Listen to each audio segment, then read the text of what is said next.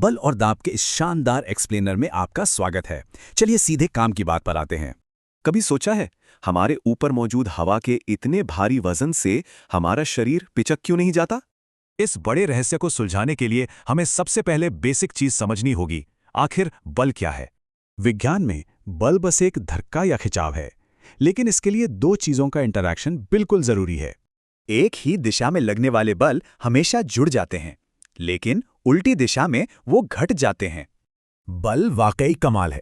ये किसी भी चीज की स्पीड, दिशा या फिर उसका पूरा आकार ही बदल सकता है। संपर्क बलों में फिजिकल टच जरूरी है, जबकि गुरुत्वाकर्षण जैसे असंपर्क बल बिना छुए दूर से ही काम करते हैं। अगर यही बल किसी खास एरिया पर लगाया जाए तो क्या होगा? यही दाब यानी प्रेशर की एंट्री होती है। यहाँ एक बहुत ही सिंपल फॉर्मूला याद रखिए। दाब हमेशा बल को क्षेत्रफल से भाग देने पर मिलता है। कुली सिर पर गोल कपड़ा रखते हैं, इससे एरिया बढ़ता है और दाब कम हो जाता है।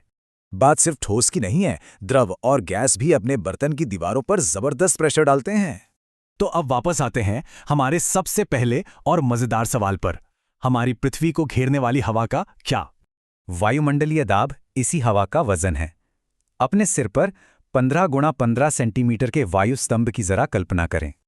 आपको हैरानी होगी, इस अदृश्य हवा के खंभे का बल 225 किलोग्राम के भारी वजन के बराबर होता है।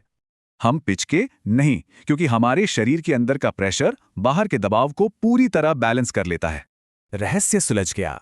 तो क्या अब आप इस विज्ञान को किसी मजेदार एक्टिविटी या क्विज के जरिए टेस्ट करना चाहेंगे?